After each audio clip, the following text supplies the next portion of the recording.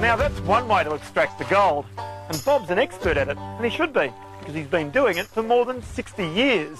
But if the old diggers had had access to one of these, then it would have been an entirely different picture, because this metal detector has been responsible for some of the biggest discoveries of gold since before Bob was a boy.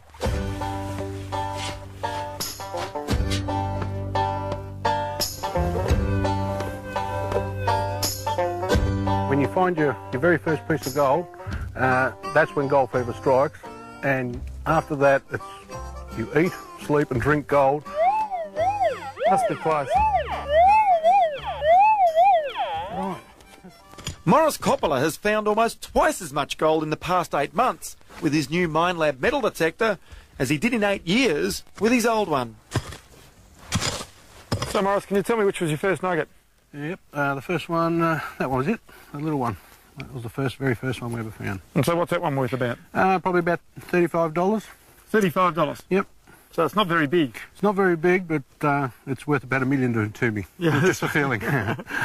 And with all of these, there's more than 100 nuggets here. Is this all your collection? Well, this is what we've got left. We sold all the rest, and we just keep this as a little display now. And so how many do you think you've had all up? Probably a couple of thousand by now. A couple of thousand nuggets you've found? found? Yeah, well, tiny ones and very tiny ones, and a couple of fairly nice ones.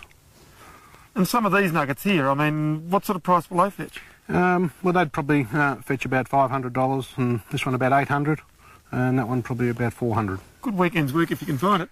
Yep, there's a lot of walking in there, but it's the pleasure of being out here is the real reward.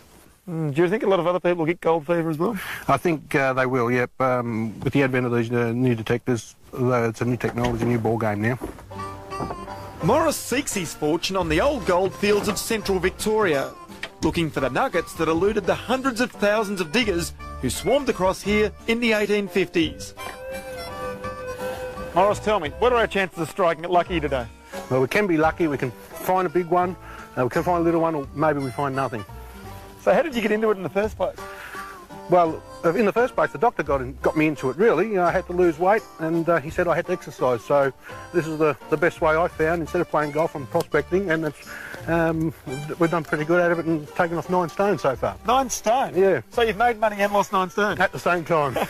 So how have you gone? We've found probably about 40 ounces, 50 ounces in about the last 6 months. Gee, so it's not too bad then? That's pretty good, yeah. We haven't found anything yet. No, but it's just a matter of patience is the key. But we will come up with something eventually. And come up with something we did.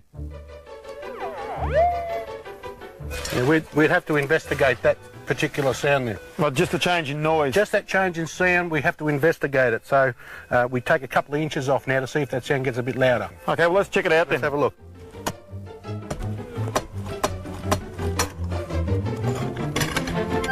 So come on, Morris, what do we got down here? Well, it's not in the hole anymore. Ah, there it is. What is it? I've got it out. So we'll have a look. We try and find it, and the easiest way to try and find it is by going like that.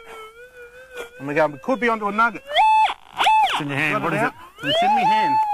It's a little bit of steel. We haven't struck it rich. No, but that bit of steel's got a lot of history in it. That's from the 1850s. Now, these new metal detectors cost just under $5,000, but there are plenty of stories of people who have paid for them with just a few days of prospecting. Ian Aitken of the Miners' Den sells mining equipment, lectures prospective prospectors and takes tours to the goldfields. So, Ian, how easy is the machine to use? Oh, it's very easy. That's one of the main reasons it's so successful. Well, it's turning up fairly big chunks of gold. What effect did it have when it first came onto the market? Huge. It created a whole new rush, whole new gold boom. We started to get nuggets plucking out like plums in the plum pudding. What sort of size were they? 100 ounce, 200 ounce. The biggest one was 317. The king worth about how much? That's worth probably 200,000-300,000. What's the difference between this and a traditional metal detector? Basically 2 things. The first one is the ease of use and hearing a target. Normally you would have a ground noise that was there as well. Secondly, the increase in the depth that you'll get out of the detector. This one's probably going 2-3 times the depth that the best of the rest are going. If you're planning to join the gold rush, you must have a miner's right or fossicking licence, depending on the state in which you live.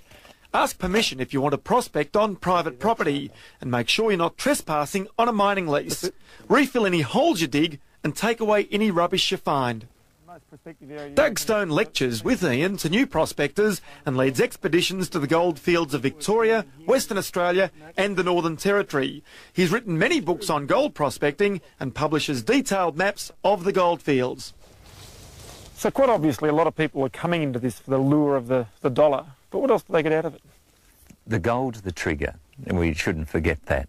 But what they do, they find there's more to the hobby. They're out in the countryside, the main thing, and they're also travelling with a purpose, because with this you've got to do some prior research before you head off on your trip. So what sort of research will they actually do and what will they uncover?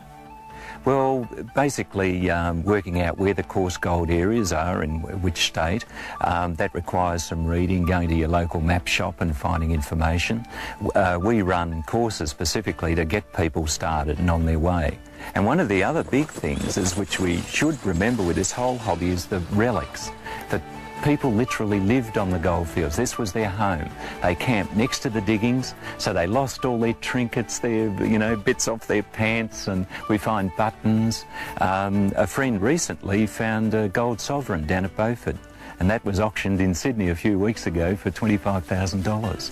So coins are interesting, and also heaps of Chinese coins on the fields, which throws open that whole cultural thing. Who lived, went before you. And that's what gets people in.